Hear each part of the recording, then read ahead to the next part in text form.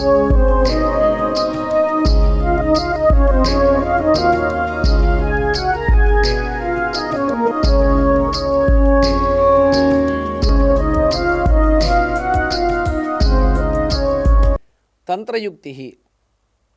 प्राचीना भारतीय शोधाभिव्यक्ति पद्धति।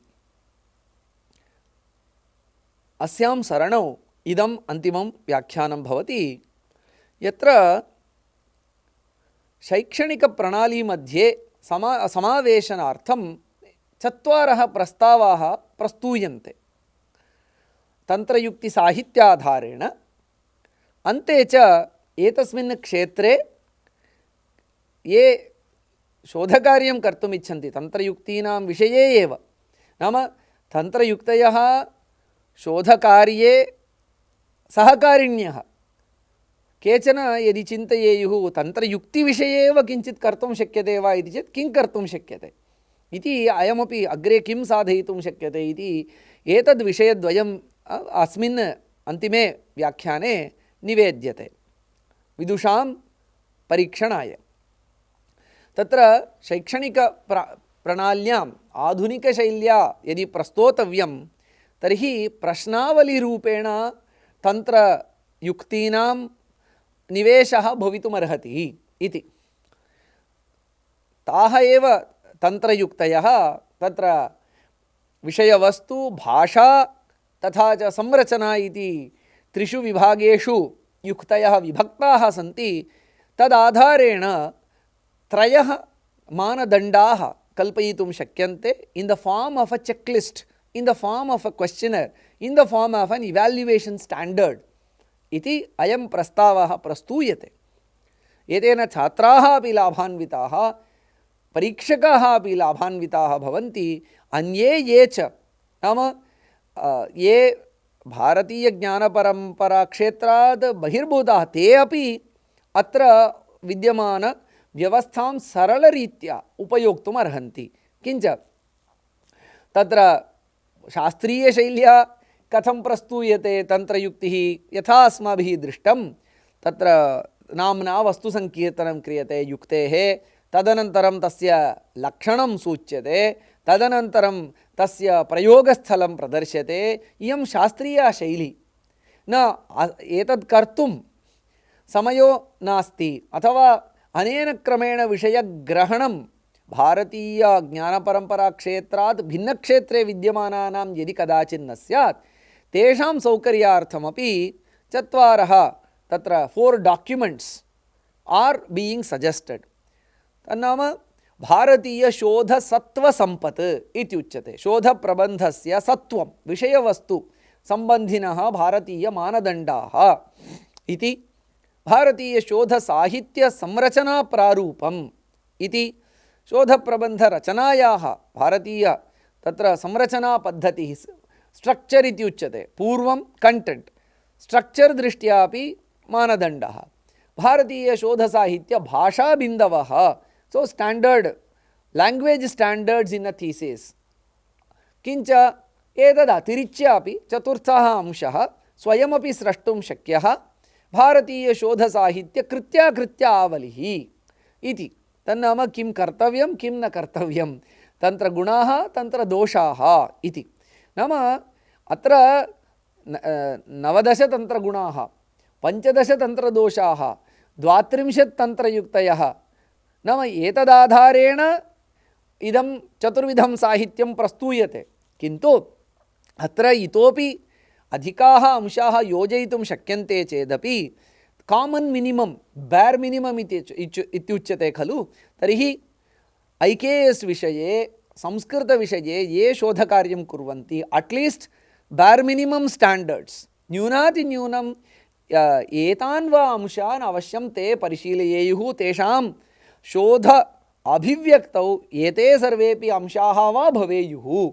यतोहि इदम् आर्षम् इति, यतोहि ऋषिकालात् कौटिल्यादिकालात् चरक सुश्रुत प्रभृतयः महर्षयः तन्त्रयुक्त्याधारेणैव स्वग्रन्थं रचितवन्तः। तस्मात् आर्ष प्रणालीयं तत्र न्यूनातिन्यून बेर् मिनिमम् बेसिक् स्टाण्डर्ड्स् फण्डमेण्टल् स्टाण्डर्ड्स् इति एतत् सूचयति।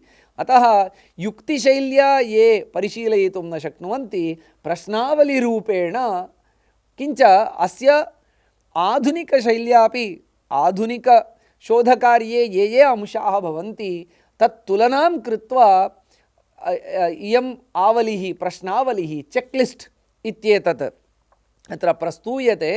एतत् तन्त्रयुक्ति आधारेण तत्र फक्किकायां का तन्त्रयुक्तिः इत्यपि निर्दिष्टम्।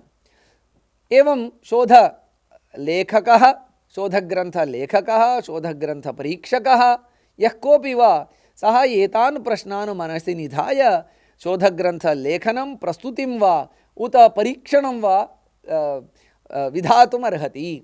किं शोधप्रबन्धे युक्तः उपयोगी च अनुसन्धानप्रश्नः स्पष्टतया निर्दिष्टः अस्ति इति प्रथमः प्रश्नः। किं साहित्यसमीक्षणं कृतं नाम लिटरेचर् रिव्यू तथा विद्यमानसाहित्ये विद्यमानाः उपलभ्यमानाः न्यूनताः सम्यक् ज्ञाताः सन्ति। किञ्च किम् अन्येषां ग्रन्थकाराणां मतानि सम्यक् उद्धृतानि तेषां नामोल्लेखपुरस्सरं यथोचितस्वीकारोऽपि निर्दिष्टः अस्ति। किं शोधप्रबन्धस्य विविधभागेषु उपन्यस्तानां कारणानां हेतूनां तर्काणां सुदृढता सम्यक् परीक्षिता अस्ति। किञ्च पञ्चमः अंशः शोधप्रबन्धे मौलिकं योगदानं कीदृशम् इति स्पष्टतया प्रदर्शितमस्ति वा, तच्च नूतन उपदेशरूपेण अवलोकनजन्य भूयोदर्शनजन्य नियमरूपेण वा अपवादयुक्त सामान्यनियमेन रूपेण वा अथवा विकल्परूपेण वा समुच्चयरूपेण वा सन्दर्भसापेक्षविवेचनरूपेण वा तत्र मौलिकं योगदानम् अस्ति वा इति शोधसत्त्वदृष्ट्या एते पञ्चप्रश्नाः यदि उत्तरिताः तर्हि शोधकर्ता स्वग्रन्थस्य किञ्चित् नूतनं सत्त्वमस्ति, नूतनः विषयः अत्र अस्ति इति आत्मविश्वासं लब्धुं शक्नोति। योऽयं परीक्षकः अस्ति सोऽपि आम् अत्र सत्त्वमस्ति इति प्रतिज्ञामात्रेण न वदेत्, एवम् एवम् एते विषयाः सन्ति, तस्मात् अयं समीचीनः शोधग्रन्थः, अस्य कृते पदवीदानं डिग्री केन् बि अवार्डेड् इति वक्तुम् एतान् अंशान् सः चिन्तयितुम् अर्हति। द्वितीयं किञ्चन प्रश्नावलीरूपं साहित्यं भारतीयशोधसाहित्य संरचनाप्रारूपं the structure or the outline for the structure of a thesis based on Indian tradition. तत्र किं पञ्चप्रश्नाः पूर्वोक्ताः पञ्चापि विषयाः अनिवार्याः इति, नाम पञ्चानामपि उत्तरम् अवश्यमेव अन्वेष्टव्यं, देयं शोधकर्त्रा अन्वेष्टव्यं परीक्षकेण। किञ्च तत्र भारतीयशोधसाहित्यसंरचनाप्रारूपम् इत्यत्र 7 अंशाः सन्ति, यत्र आदिमाः 5 अंशाः अनिवार्याः, अन्तिमम् अंशद्वयं तत्र वैकल्पिकम् इति भवितुम् अर्हति। किं शोधप्रबन्धस्य शीर्षकं स्पष्टं सुव्यवस्थितं विषयानुरूपं च अस्ति, किं शोधप्रबन्धे विषयसूची सम्यक् निर्मिता अस्ति, किं विषयाः क्रमबद्धतया निर्दिष्टाः विस्तारपूर्वकं च सम्यक् विवेचिताः सन्ति, किञ्च किं विषयस्य विरुद्ध समर्थकतर्काः शोधप्रबन्धे व्यवस्थिततया प्रस्तुताः सन्ति, किं विषयविस्तारे अपुनरुक्तिः परिपालिता इति एते 5 अंशाः संरचनादृष्ट्या भवेयुरेव। 5 अंशानाम् उत्तरं देयमेव स्वयं शोधकर्ता परीक्षकेण। वैकल्पिकाः अत्यन्तं गुणवर्धकाः, तत्र 2 वैकल्पिकौ गुणवर्धकौ 2 अंशौ एतौ स्तः चेत् उत्तमं, नो चेदपि चिन्ता नास्ति इति। किं निर्मितानां तर्काणां युक्तीनां च यथोचितः सम्यक् उपयोगः वा पुनरुपयोगः वा कृतः, किं विपर्ययप्रसङ्गप्रयोगेण ग्रन्थविस्तारः नियन्त्रितः अस्ति, तत्र बुद्धिमत्तया ग्रन्थः रचितः अस्ति इत्येवं तत्र 7 शोधसाहित्यसंरचनाप्रारूपांशाः तत्र अवधातुं शक्याः। अन्ते च तत्र भारतीयशोधसाहित्यभाषाबिन्दवः इति। अत्रापि 7 अंशाः भवन्ति, यत्र 5 अंशाः आदिमाः, तत्र वैकल्पिकाः, अन्तिमौ 2 अंशौ तत्र आदिमाः 5 अंशाः अनिवार्याः, अन्तिमौ 2 अंशौ वैकल्पिकौ। तन्नाम किं शोधप्रबन्धे प्रयुक्तानां शब्दानां प्रसक्तः सान्दर्भिकः अर्थः स्पष्टतया विवृतः, किं शोधप्रबन्धभाषायां दूरादन्वयः निवारितः, किं शोधप्रबन्धस्य भाषा सूक्ष्मविषयाणां युक्त्या औचित्येन च विस्तारं करोति, किं शोधप्रबन्धस्य भाषा उपमानैः उदाहरणैः च सिद्धान्तान् स्पष्टतया बोधयति, किं शोधप्रबन्धस्य भाषायां वाक्यशेष अर्थापत्यादिप्रयोगैः विस्तारः निवारितः अस्ति इति। एते 5 अंशाः अवश्यमेव भवेयुः। वैकल्पिकौ 2 अंशौ, किं शोधप्रबन्धस्य भाषायां शब्दानां व्युत्पत्त्या अर्थः स्पष्टतया प्रदर्शितः अस्ति, किंच किं शोधप्रबन्धे स्वकीयनूतनविचारप्रकाशनार्थं नवशब्दनिर्माणं कृतं, नूतना परिभाषा वा कृता अस्ति इति। एते एवं 7 अंशाः भारतीयसाहित्य शोधसाहित्यभाषाबिन्दवः इति। एवं तत्र 5, 7, 7 इति एतैः अंशैः तत्र शोधग्रन्थस्य विशेषेण मौल्यमापनमपि कर्तुं शक्यते। नाम वस्तुनिष्ठमौल्यमापनं, तन्त्रयुक्त्याधारितं मौल्यमापनं कर्तुं शक्यते। एवं भारतीयशोधसाहित्य तन्त्रगुणानां तन्त्रदोषाणाम् अवलोकनेन भारतीयशोधसाहित्यकृत्यावलिः अपि कर्तुं शक्या, डूस् एण्ड् डोण्ट्स् इति। परन्तु एते अंशाः ये 3 प्रस्तुताः, अवश्यमेव एतैः अंशैः तत्र आधुनिके तत्र शैक्षणिकपरिवेशे प्रश्नावलीद्वारा तस्य साक्षात् प्रयोगः आरब्धुं शक्यते इति। अग्रे अस्मिन् क्षेत्रे तन्त्रयुक्तिविषये अग्रे किं कर्तुं शक्यते, अयम् एषः अन्तिमः तत्र अंशः अस्ति अस्यां व्याख्यानसरणौ तन्त्रयुक्तीनां विषये। तत्र अस्माभिः अत्र तन्त्रयुक्तीनाम् अवलोकनं मुख्यतः अर्थशास्त्रस्य कौटिल्यस्य अर्थशास्त्रस्य लक्षणम् उदाहरणं तदाधारेण कृतं। यतोहि इदं प्रथमतया तन्त्रयुक्त्याम् अस्माकं विषयप्रवेशः अस्ति इति कृत्वा तत्र जटिलतया विषयोपस्थापनापेक्षया एकग्रन्थाधारिततया विषयः प्रस्तुतः। किञ्च चरकादिग्रन्थाः सन्ति, चरकगीता, सुश्रुतसंहिता, अष्टाङ्गहृदयम्, अन्येपि नैके ग्रन्थाः सन्ति यत्र तन्त्रयुक्तीनां प्रयोगः, लक्षणं, तस्य प्रयोगस्थानं, तन्त्रयुक्तिविचारः इत्यपि नीलमेघभिषजः स्वतन्त्रः ग्रन्थः अस्ति, 9मशतमाने रचितः। तत्र सर्वत्रापि युक्तीनां निर्वचनं, प्रयोगस्थलम् इत्यादि अस्ति। तत्र भेदः अपि अस्ति। एका एव युक्तिः अन्यथा तत्र प्रतिपादिता अस्ति। तेन तत्र दोषः न, अपि तु अर्थवैपुल्यमस्ति। तन्त्रयुक्तिषु ज्ञातव्याः अंशाः नैके, तन्त्रयुक्तीनां सर्वस्वं न ज्ञातम्, अपि तु तत्र प्रवेशः अस्माभिः प्राप्तः। तस्मात् संस्कृतसाहित्यप्रपञ्चे एव तन्त्रयुक्तीनां नैकानि निर्वचनानि, नैकानि प्रयोगस्थलानि च भवन्ति। तद्विषये तुलना कर्तुं शक्यते। यः कोऽपि तत्र शोधकार्यं कर्तुम् इच्छति, तन्त्रयुक्तिविषये संस्कृतवाङ्मये एव कथं लक्षणानां वैविध्यं, तेन च युक्तीनां संख्यापि अधिका, युक्तीनाम् अर्थसमृद्धिः अपि अस्ति। तेन अन्ततः विशिष्य तत्र तस्य यदि शोधकार्यस्य निष्कर्षः समायाति तर्हि विषयवस्तुदृष्ट्या, भाषादृष्ट्या, संरचनादृष्ट्या इतोपि नैकाः सूचनाः प्राप्यन्ते। तत्र शोधकार्यस्य स्तरवर्धनमपि भविष्यति तादृशशोधकार्याणाम् आधारेण इति एका सम्भावना अग्रे कर्तुं शक्यते इति।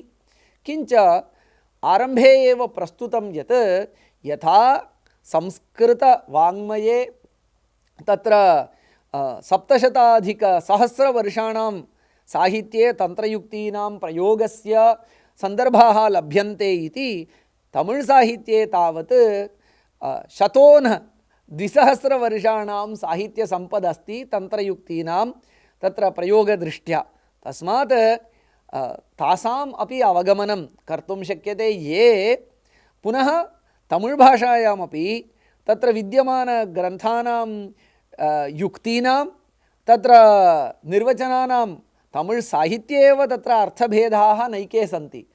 किञ्च तत्र इंटर्लिंग्वल अनालिसिस् अपि कर्तुं शक्यते। संस्कृतभाषायाः तन्त्रयुक्तयः कथं सन्ति, तमिळ् भाषायाः तन्त्रयुक्तयः कथं सन्ति, साम्यवैषम्यं, पुनः एन् इंटेग्रेटेड भारतीय वस्तुतः भारतीय शोधसत्त्वसम्पद् वा संरचना प्रणाली वा इतोपि दृढतया कर्तुं शक्यते। तमिळ् भाषागतयुक्तीनामपि तुलनया तत्रत्य निष्कर्षेण तन्त्रयुक्ति सम्पत् इतोपि वर्धयितुं शक्यते। अत्रापि संभावना अस्ति कार्यं कर्तुं। किञ्च तदनन्तरं एतदाधारेण महती काचित् युक्त्यावलिः कर्तुं शक्यते। प्रायः यदि सा कल्पिता चेत् सर्वम् अवगाहते सा आवलिः। अतः किञ्च तत्र पालीग्रन्थगताः पेटकोपदेश नेति प्रकरण ग्रन्थेष्वपि ये केचन नूतनाः विचाराः स्युः, तेपि विचाराः यदि अन्तर्भाव्यन्ते तर्हि वस्तुतः समग्रभारतस्य सर्वभाषापरम्परास्वपि याः ग्रन्थरचनापद्धतयः भवन्ति तासाम् एकीकरणं, बौद्धिक एकात्मता भारतस्य प्राचीनकालादपि आसीत्। सा अधुना भारतीयज्ञानपरम्पराविषये बहुशोधकार्यं प्रवर्तते।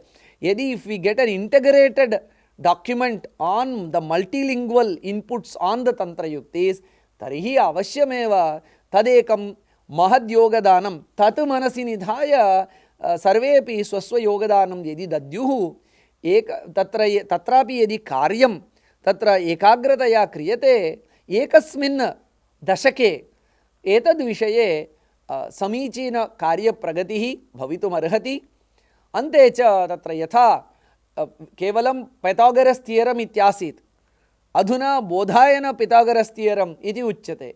एवमेव शोधपद्धतिः इत्यस्ति, वेस्टर्न रिसर्च मेथडालजी इत्यस्ति, तन्त्रयुक्ति रिसर्च मेथडालजी इति भवेत्, तन्त्रयुक्तिः इत्यपि भवेत्। तत्र सो रिसर्च मेथडालजी, वेस्टर्न रिसर्च मेथडालजी यदस्ति तस्य समस्कन्धता तन्त्रयुक्तीनामपि अस्ति। अयं स्वदेशीयः अत्यन्तप्राचीनः शोधमार्गः अस्ति इति तत् प्रतिष्ठापनीयं। तदर्थं पूर्वोक्तानि कार्याणि अवश्यमेव सहकुर्वन्ति। तद्विषये शोधकर्तारः स्वमतिं तत्र एकाग्रां कर्तुमर्हन्ति। किञ्च यच्च यावच्च अधुना उपलभ्यते, कौटिल्यार्थशास्त्रे वा चरकसंहितायां वा सुश्रुतसंहितायां वा, तदपि गृहीत्वा स्वस्वशोधलेखेषु तन्त्रयुक्तेः प्रयोगः कर्तुं शक्यते। मयापि तन्त्रयुक्तिः इति कश्चन ग्रन्थः रचितः, यत्र एतादृशं सरलीकरणमपि कृतं। ततः आरभ्य वा साक्षात् अस्माभिः प्रयोगः आरब्धुं शक्यते, येन स्वदेशी शोधपद्धतिः, बौद्धिक अभिमानस्य, आत्मनिर्भरतायाः च यः विषयः अस्ति, तर्हि तस्य साक्षात् प्रयोगः कर्तुं शक्यते। नाम सर्वविधमपि शोधकार्यं समाप्यैव प्रयोगः आरब्धव्यः इति नास्ति। कौटिल्यमतेन अहं तन्त्रयुक्तीनां आत्मसात्करणं कृत्वा तदाधारेण मम ग्रन्थं रचितवान् इति चेदपि दोषो नास्ति। यतोहि किमपि नासीदित्यत्र किञ्चित् आरब्धम् इति चेत् तत्र अवश्यमेव तन्मार्गे अग्रे वेगेन प्रगतिः भवति। किञ्च तन्त्रयुक्तीनां वैशिष्ट्यं नाम तत्रत्य शोधांशाः आन्तरिकाः, नाम सम्प्रदायान्तर्गताः। संस्कृते वा तमिळ् भाषायां वा पाली भाषायां वा अस्य भूमेः भाषायाः शोधांशाः ते सन्ति, न तु बाह्याः। They are not external, they are intrinsic internal methodology. तस्मात् कारणात् किञ्चित् पठ्यते चेत् नूतनतया तेषां यदा बोधः क्रियते किञ्चित् कष्टमिव भवति। किन्तु यदि तत्र वयं मनः स्थापयामः तर्हि ते, यतोहि दे are इंट्रिन्सिक् part of the tradition, ते न बाह्याः सन्ति, तस्मात् न दुरवगम्याः। भारतीयशोधार्थिनः सहजतया तान् अंशान् ग्रहीतुं शक्नुवन्ति इत्यत्र न कोऽपि संशयः। किञ्च तत्र संक्षिप्ता सुबोधा परिभाषा उदाहरणसम्पन्ना अस्ति तन्त्रयुक्तिः इत्यतः भारतीयशोधार्थिनः अत्र कष्टं नानुभवेयुः। किञ्च यद्विश्लेषणम् अस्माभिः कृतं तस्य प्रयोगदृष्ट्या प्राचीनानां विषयाणाम् आधुनिकानामपि ग्रन्थानां विश्लेषणम् अधुनैव वयं कर्तुं मूल्याङ्कनञ्च रचनं वा मूल्याङ्कनं वा अवश्यमेव तन्त्रयुक्त्याधारेण कर्तुं शक्नुमः इति। नाम पूर्वकाले एवम् आसीत् इति कथनं तन्त्रयुक्तेः उद्देश्यं न, तन्त्रयुक्तेः प्रस्तुतीकरणम् उद्देश्यं न, अपि तु न केवलं प्राचीनानाम् अपि तु आधुनिकानां विषयाणामपि। तर्हि के ते आधुनिकाः विषयाः इति चेत् ये अस्य उपन्यासस्य श्रोतारः तदधीनाः ते आधुनिकाः विषयाः। ते यस्मिन् यस्मिन् विषये ते प्रवर्तयितुम् इच्छन्ति तान् सर्वान् अपि विषयान् ते प्रयोगं कृत्वा आधुनिकेषु विषयेषु एतावत् तन्त्रयुक्तीनां प्रसक्तिः अस्ति, अत्र अन्यदपि किञ्चित् योजयितुं शक्यते इत्यादि तस्मिन् क्षेत्रे इतोपि शोधः परिष्कारः इत्यादि कर्तुं शक्यते। किन्तु कार्यारम्भार्थं तु वस्तु अस्माकं हस्ते वर्तते एव इति कंटेंट स्ट्रक्चर लैंग्वेज इत्यादि दृष्ट्या अत्र विषयाः योजिताः इति कारणेन सर्वसम्मान्य एषा पद्धतिः भवितुमर्हति। अन्ते च एकः विषयः कथ्यते, तन्नाम अधुना एव अस्य प्रयोगः आरब्धुं शक्यते इत्यत्र। तत्र विशिष्य संस्कृतभाषायां प्रणीयमानानां समर्प्यमाणानां शोधग्रन्थानां एकः अध्यायः तन्त्रयुक्त्यध्यायः भवितुमर्हति, यस्मिन् तत्र भाषादृष्ट्या विषयदृष्ट्या संरचनादृष्ट्या काः तन्त्रयुक्तयः मया प्रयुक्ताः इति तत्र तत्तत् स्थलसूचनपुरस्सरम् एकः अध्यायः शोधकर्त्रा अनिवार्यरूपेण तत्र लेखनीयः। तेन यथा इदानीं रिसर्च मेथडालजी इति एकं सेक्शन भवति PhD थीसिस् मध्ये, एवमेव तत्र नीति निर्मापकैः तत्र विशिष्य शैक्षणिक पदे अधिष्ठितैः इदं द्रष्टुं शक्यते यत् यदि एतादृशः एकः अध्यायः अनिवार्यः यदि योज्यते पूर्वापेक्षया तत्र शोधस्तरः किञ्चिदिव वर्धित, एकं पदं तत्र मूल्यवर्धनाय अग्रे न्यस्तं भवति इत्यत्र संशयो न भवति। एवञ्च एतादृश गुणगणमण्डितः अस्ति तन्त्रयुक्ति सिद्धान्तः, तन्त्रयुक्ति विचारः। अतः यथा तत्र नैषधीये उक्तम् अधीति बोधाचरण प्रचारणैः दशाश्चतस्रः प्रणयन्नुपाधिभिः इति, एवं अस्य प्रथमं नूतनत्वात् अस्य विषयस्य, तन्नाम अयं विषयः तु अत्यन्तं प्राचीनः, किन्तु अधुना तत्र सर्वेषां दृष्टिगोचरः जातः अस्ति। अतः आदौ त्वरया विना सावधानतया तस्य अध्ययनं करणीयम्, अधीतिः सम्यक् करणीया। तद्विषये च अवगमनार्थं तत्र विद्वद्भिः मार्गदर्शकैः तत्र विद्वत्तल्लजैः सह चर्चापि करणीया, येन स्पष्टबोधः कुत्रापि त्वरा न दर्शनीया। नाम एतावत्कालपर्यन्तं तन्त्रयुक्तेः उपयोगः न कृतः, इतोपि तस्य अवगमनात् पूर्वमेव त्वरया वयं यदि प्रवर्तामहे, तस्य बोधोत्पत्तेः प्रागेव तस्य त्वरया अहम् एतां युक्तिं प्रयुक्तवान् एतां युक्तिं प्रयुक्तवान् इति त्वरया कथनापेक्षया सम्यक् बोधं प्राप्य तस्य अनुष्ठानं, तदनन्तरम् आगच्छति आचारः, अधीतिः बोधः आचरणं। तदनन्तरं तत्तत् कार्ये अधुनैव यथा यथा तत्र बोधः वर्धते तथा तथा शोधलेखेषु वा शोधग्रन्थेषु वा शोधमूल्याङ्कने वा तस्य अनुष्ठानस्य आचरणस्य उपयोगस्य आरम्भः भवितुमर्हति।